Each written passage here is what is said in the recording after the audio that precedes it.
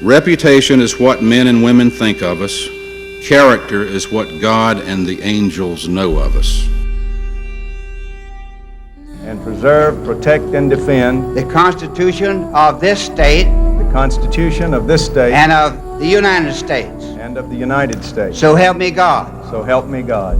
I therefore declare you officially installed as the Governor of South Carolina, a great governor of a great state, and congratulations. Thank you, sir. Today we begin to enter a new era, one which should be marked by new efficiency in government and a striking new responsiveness to your will. He said the governor of South Carolina is accountable to all the people, and the governor has to have a say in what goes on in state government. Well, he got it. Somewhere along the way, I'd like to teach government. I have an understanding of it. I've studied it. I've lived it, and I know something about it. It's good, sound business. Education? Yeah. Education. I mean, you catch that kid and get a foundation in them in the 4th grade and keep them in, they learn how to earn a living. You don't take care of them the rest of their life. That's good business. The government doesn't owe anybody a living. People have that responsibility.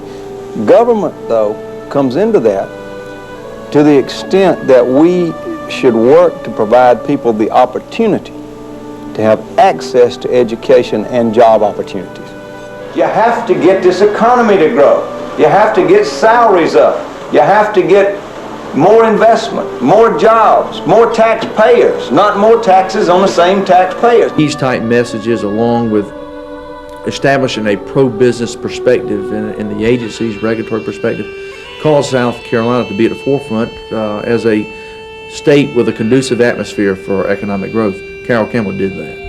Oh, Carroll was superlative. He was, from the very first beginning down here, very aggressive, very well posted on things. But he had a nice way about it. He's one of the hardest working young men I had in the office, really. Smart, he's smart as he can be. And so I was very pleased with the work that he did. Throughout my 2 terms as vice president, Carroll was someone the Reagan administration really counted on for support, for advice, and sometimes for a firm but polite disagreement. When Carroll signed up early as a supporter of my campaign and a leader in my campaign, I knew we were getting a strong beachhead in the South. Strom Thurmond made the Republican Party legitimate in South Carolina. Carroll Campbell made it the majority party. Carroll Campbell, the diplomat, working the crowd, every place, animated, dynamic, cultivating as he moved around the room, really cultivating a following of folks. And we did work hard on it, and I did try to recruit people and raise money and campaign for them and everything. But that's not to say there aren't good people on the Democrat side. There are many fine people on the Democrat side. No party has a monopoly on brains or goodness. And what you need is the competitive factor. And once you reach parity with it, you've created the competitive factor in this state. And as a result, ideas will control. Philosophy will control. We wouldn't be here tonight if it were not for the efforts of one man and woman. And that one man and woman, Carroll and Iris Campbell. I'll not tell this. Her brother Jack and I were friends, and you know how you are when you're in your late teens. You have a good time, and I used to lifeguard down at the beach and did that in the summer, and knew Jack, and I just enjoyed life. So anyhow, I knew her brother, and I met her, and the first thing her brother told her was, don't date him.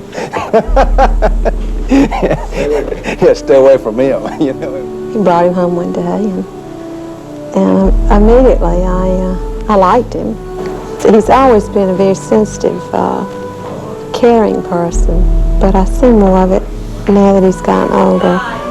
A lot of people never see this side. He doesn't mind putting his arms around his sons in public, and he's proud of them.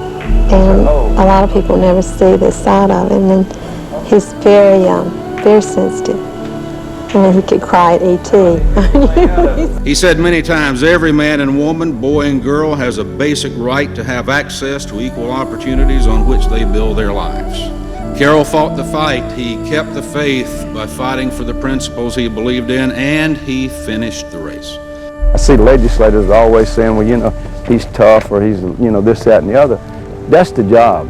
You're the executive and you have to make decisions, and you don't make them by, you know, running around and find out what everybody thinks and try to please everybody. You make what you think's right.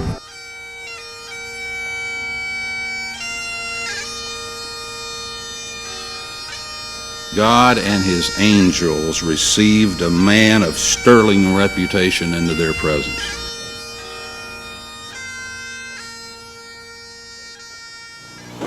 Listen for this symphony, and you'll hear it everywhere. You'll hear it in the largest factories. You'll hear it in the smallest offices. You'll hear it on the sprawling farms, and you'll hear it on the city streets. You'll hear it in the school rallies where the kids just say no, and you'll hear it in the houses of worship where they and their families just say yes. And if we keep our ears tuned to this magnificent symphony, then we'll be able to paint the perfect picture of opportunity for this grand state that we call South Carolina. Thank you, and God bless you.